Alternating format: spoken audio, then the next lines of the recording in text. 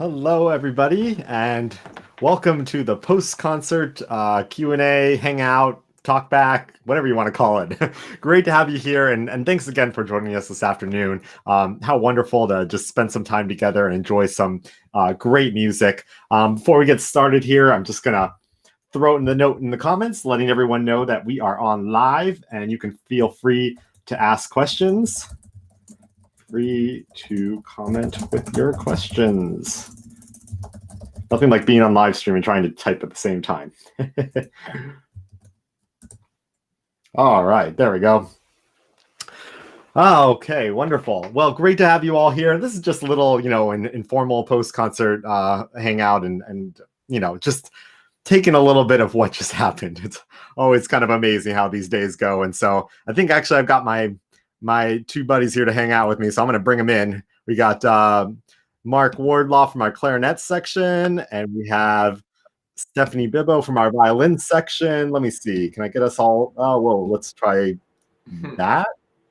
Okay. I don't think I can hear you guys. Oh, can you hear us? Hello? Oh, there we go. I have my speakers turned off. Okay. Wow. Okay. See, my software they keep on giving me new versions, and now this is what it looks like. But I guess this is okay. All three of us are on screen. I guess we'll roll with this. Hey, you guys, thanks for taking some time to chat with me. And Sure. Sorry, we're not getting to just share a drink right after the concert like normal. A virtual one. Well, hey, I think first off, what's so wonderful about these is we all get a chance to get to know you guys a little bit better. So, maybe Mark, you can start us off and, just give us a little background on you. What are the things that drove you to become a musician? How'd you end up in the Bay Area? All that good stuff. Just give us a little snapshot of Mark. Okay. Well, I'm one of the oldest people in the orchestra. But I remember being the age roughly that Stephanie is, and it was a pretty daunting thing to walk in with all these experienced people. And now I'm one of those, and I'm just trying to live up to what I'm supposed to do with that role. I am a California native, born and raised in Sacramento, studied in New York for a while, got a master's up at the University of Washington in Seattle, ended up moving back to Sacramento briefly, not liking it, ending up in Santa Rosa for a day job I absolutely couldn't stand, but we loved it here. Ended up getting connected with some musician friends, including Kathleen Reynolds. We've been friends for 38 years or so, and just started playing. And then within a few years, there was an opening for second clarinet in the symphony, and miraculously I got it. And the rest is history.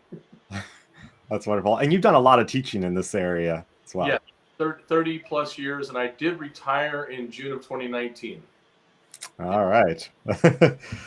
Well, Stephanie, how about yourself? Are you from around here? I'm not. I'm actually from the East Coast. I grew up in Massachusetts and went out on Cape Cod and went to New England Conservatory for my undergrad, and then felt like I really need to go somewhere else. And so I I realized that San Francisco was calling my name. So I came and did a master's degree at the conservatory here in San Francisco.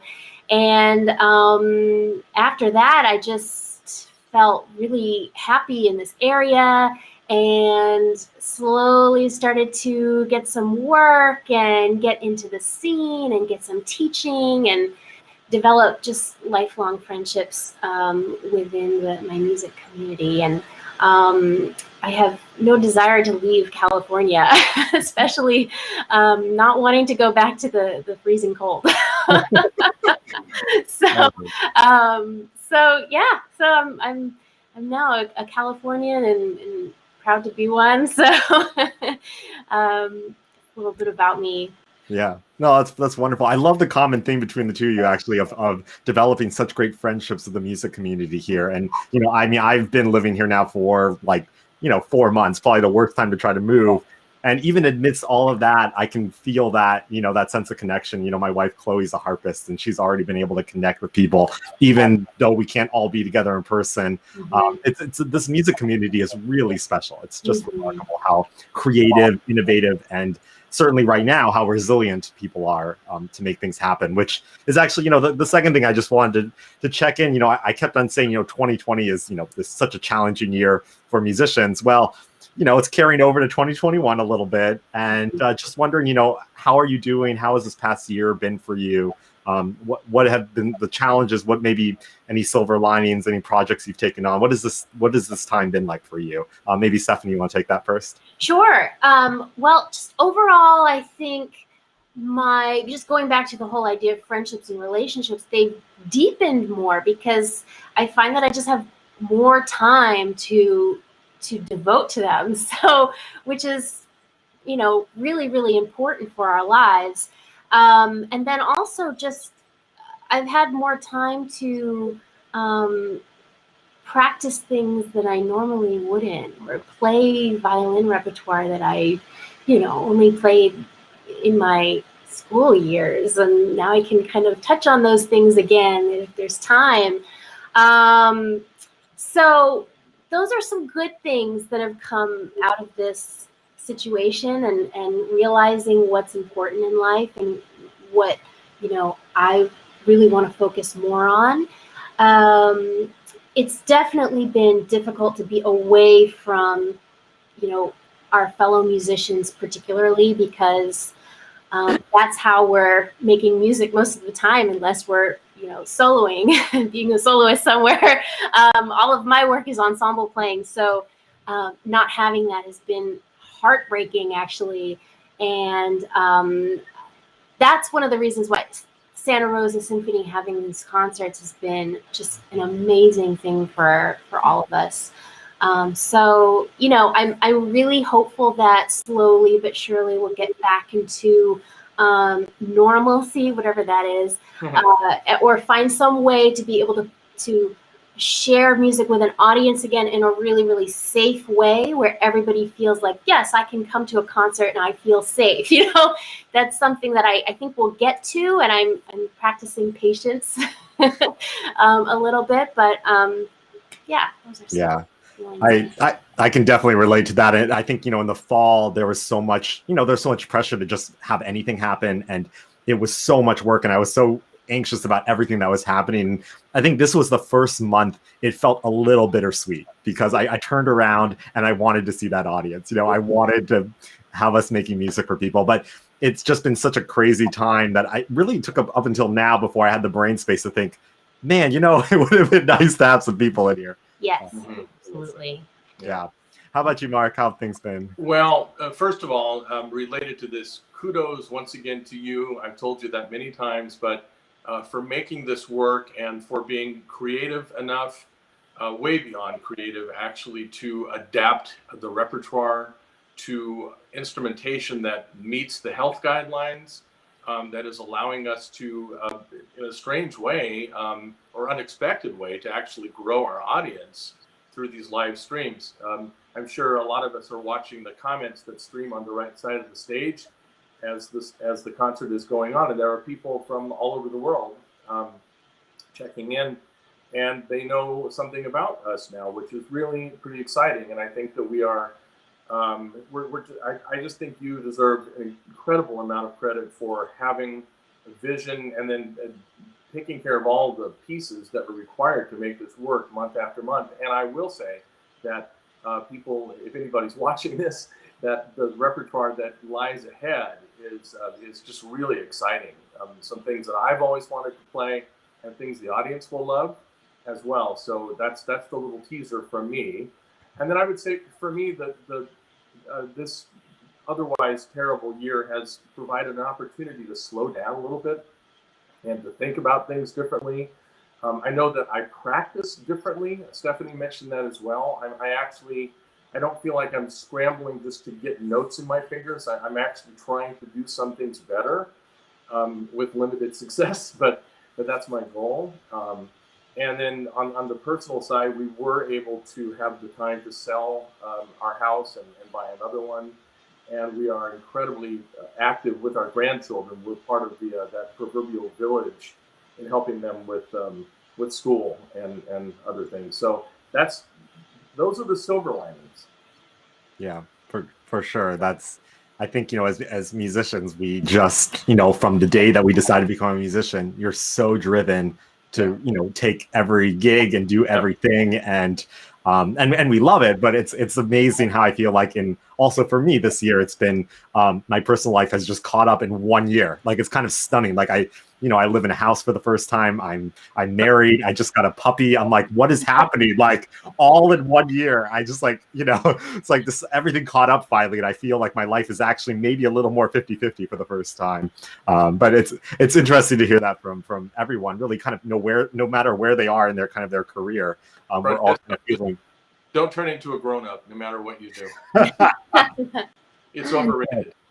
Well, we've got a bunch of people tuning in. It's just wonderful. Love the comments that are coming in. People are just so happy with today. And it's let's see if we got a couple questions in here. One of the questions is just, how does it feel to be seated so far from other musicians? Which it's a very common question. We get it every time, but it's worth talking about, because what I tell people is, normally in orchestra, we all, argue about inches, right? Like, can we be 2 inches this way? Can I be 1 inch closer to that person? Like, we talk in terms of inches. Suddenly we're being told, 6 to 8 feet. And we don't even get to think about the tiny things, but it shows people how much one little, 1 inch could make a change in as far as how we play. Mm-hmm. So, I guess what have your takes been on it as we've kind of gone through this process, Stephanie? Well, the first concert we played, I felt like all I could hear was me. So I was just surrounded by my own sound, and it was a little jarring at first, because normally you're relying on the sound production of other people around you, so that you can blend your sound, and you're hearing rhythm and in a different way.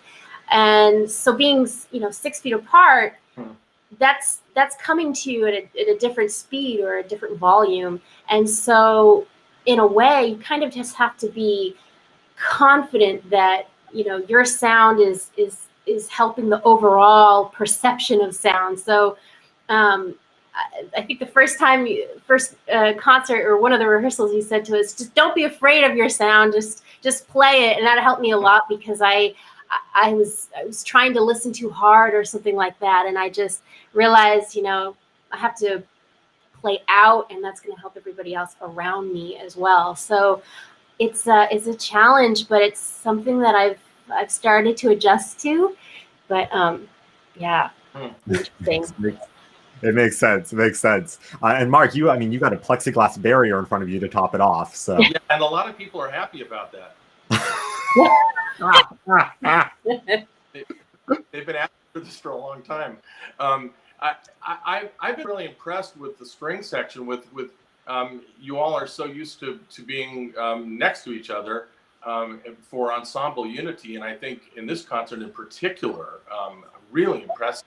And I think for us, maybe some of my colleagues would disagree with me, but I think for us the difference is a little less pronounced, because we're used to being farther away to start with. We're used to not always hearing what's in front of us anyway. We are used to watching violin bows or viola bows sometimes to time an entrance. We're always questioning whether we're loud enough or too loud. So a lot of that hasn't changed. It's just for pitch, sometimes it's a little harder to find the pitch if you're not close enough to a certain part of the chord, for instance. But again, somebody in my section might have different thoughts, but that's been my experience, that the difference hasn't been quite so dramatic. That's good to hear. In a time where I feel like everything is extreme, that's good to know that something's not so different. I'm just utterly amazed that we can even make music together sometimes. When I was, just listening to like the Bach today, where like one line you get 2 notes of the melody, then the next person, then the next person, then the next person, and you're just praying to God, and you can't even hear the person that takes the melody from you. So you're just hoping it goes on. It was spectacular. But it worked Really out. Yeah, I was really happy with this performance. Really, really impressed, actually. And it's great to see us. I mean, I've never seen us perform before, really. I haven't seen many recordings of us. So that's been a nice advantage to this whole process. Yeah, it's something that I talk about a lot, and moving ahead, we need to take some lessons from this, because, how awesome would it be, at least once every season to know what we sounded like, what we played like, what we looked like. And now we're going to have an entire season that forever will represent us and what we did this year. But I don't want to lose that, it's I don't want a pandemic to have to happen in order for us to take a legacy check on who we are right now and record all of this. So I'm hoping it's something we can continue, because I think it's changed the way we make music ourselves, knowing how it's going to be presented in the end too, and just how we connect with each other, and just knowing that we're laying down something that, yes, it's in the moment, but also will carry on. So that's very cool to hear. Very cool to hear. Yeah. I think maybe, let's talk a little bit about the program today. I mean, Mozart, for both of you, has some really key moments. Mark, you got everything in that third movement, and Stephanie, the fourth movement is, of course, an excerpt for the ages. Yeah. I mean, it's like I had to practice it as a violinist, and I had to listen to it now a gazillion times from every violinist. Maybe you could talk a little bit about just Mozart in general, and maybe how this piece kind of fits with your instrument and your thoughts on that. Stephanie? Sure. Sure, yeah. I think Mozart is one of the composers that I just feel, I think his music is so fun to play, and also so difficult. So being able to play it in such a refined way that's clean and in tune and articulate, and it really does take a lot of attention. That being said, the last movement I love, because it just kind of goes nuts. It opens up, and here you go. Here's all these crazy fast notes for you to play, and just, have a ball. It sounds kind of like a fiddle player or something. So the first violin part in the last movement is the first page is the excerpt that every orchestra asks for. And it's just it's one of those excerpts that has a bowing technique, dynamics, string crossings, and fast notes. And it's just kind of has all of those things all wrapped up into one. And so it's very, very, very telling for any jury to hear you play. So, but in a group, it's so fun. So, and I don't get to play this symphony very often, but when I do, I kind of forget how fun it actually is to play, because normally we're just practicing this one page, just endlessly at home, trying to get it sound perfect. And so to play it with the group is really, really fun. I was playing the second violin part this time, and it's a little bit different. It has some of the same material, but the opening has just a play on 2 different notes, da da da da da da da, just accompanying the first violin part. And every once in a while, you have to do some string crossings. And that's where things kind of get a little bit tricky, because, it's very fast.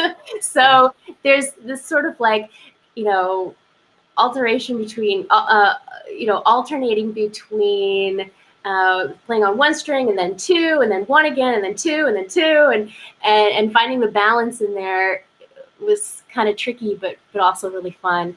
I think my favorite part of the last movement is when it returns to the development section after having finished, because you don't realize what's coming. Like, oh, whoa, we're hearing all that again, and I just love that, because when it's done well and the musicians know what's happening, it makes it really exciting to create that shock for the audience.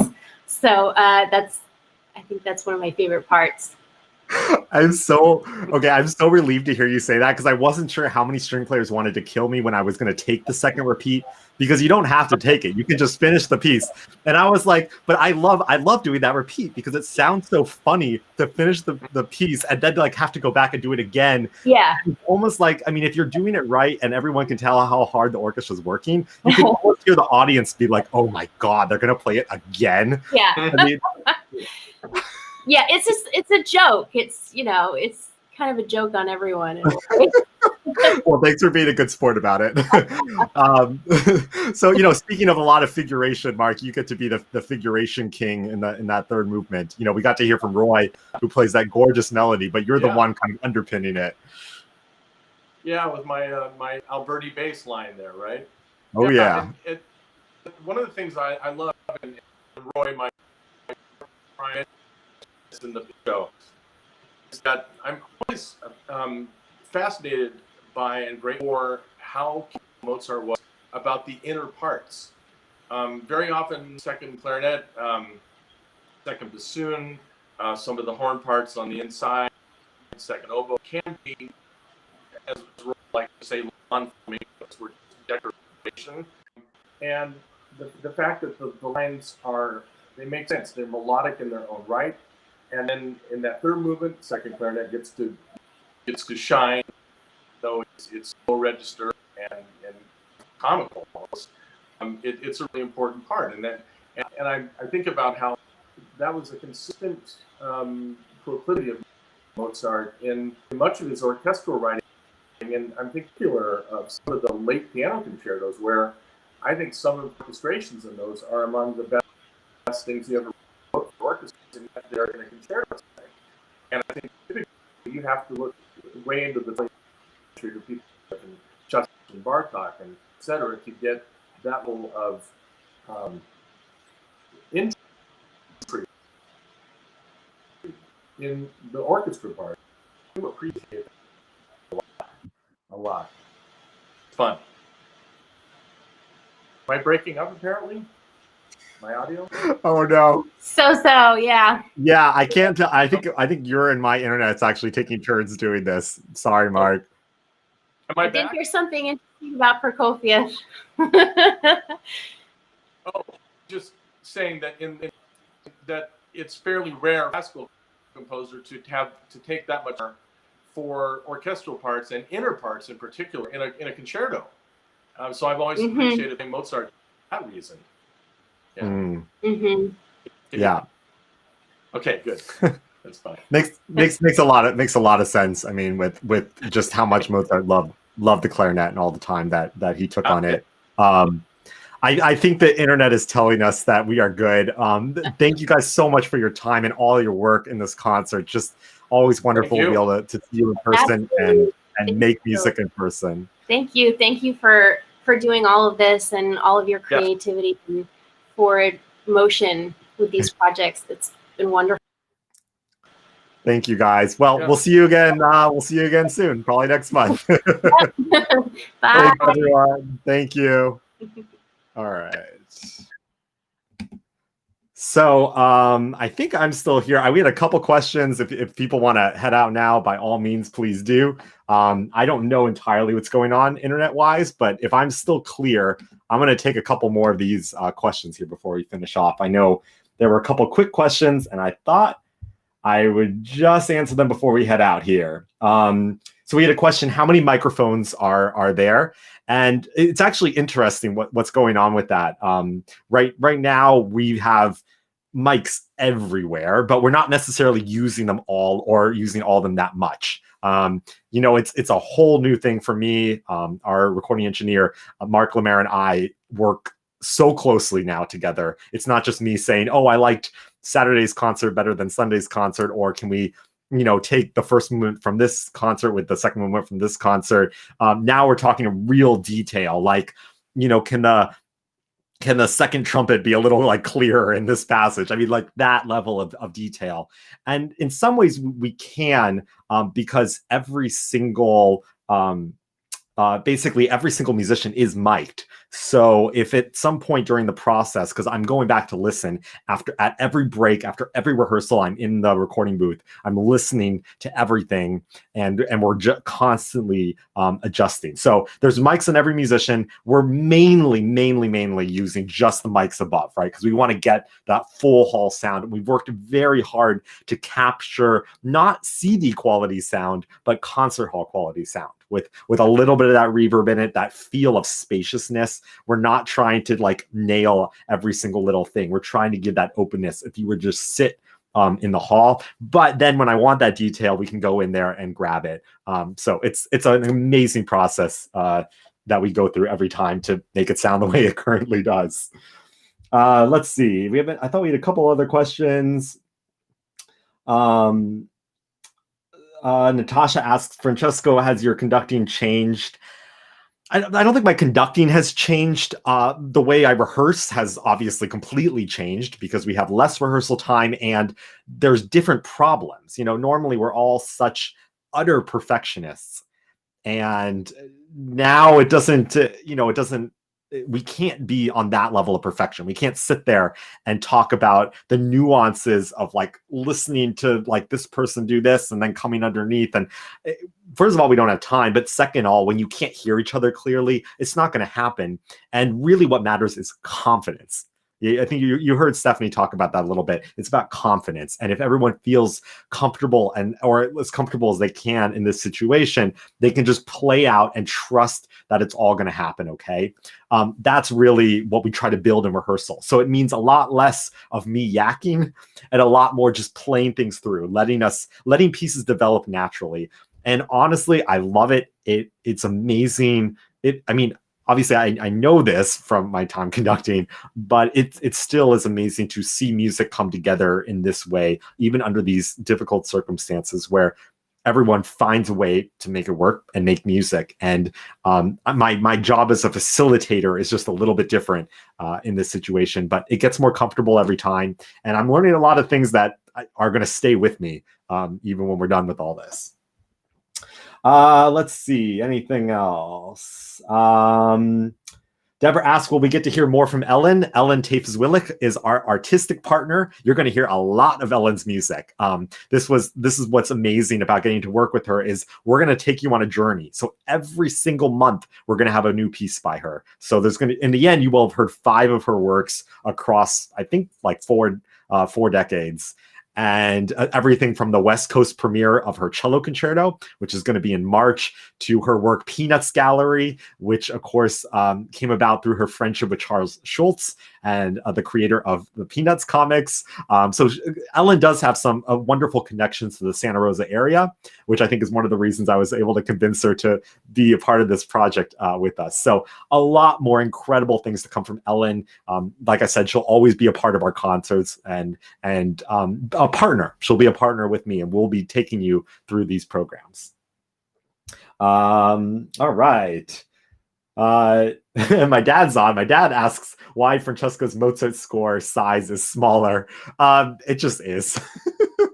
Some of these classical scores, they come really compact, and I'm not really looking at it with a Mozart symphony like this that I know so well. I'm not really looking at the notes on the page. It's sort of like a reminder. It's a reminder, if anything. So the score happens to be smaller. You can get the larger score, but that's totally comfortable for me. Great.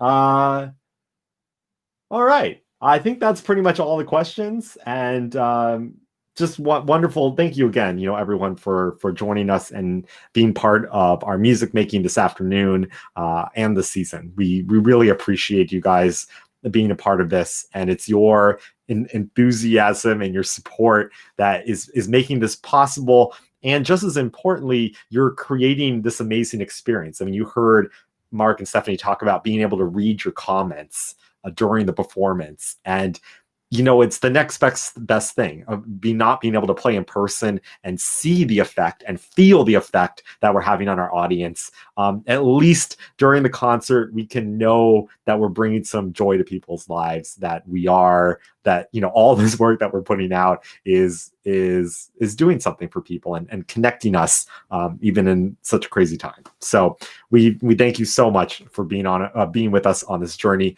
Can't wait to see you again next month. We're gonna have another great program for you. We're gonna head into the Romantic era with works by Wagner and Dvorak, and of course another piece by Ellen. So we'll look forward to seeing you then. In the meantime, stay safe, stay well, stay creative. We'll see you again soon.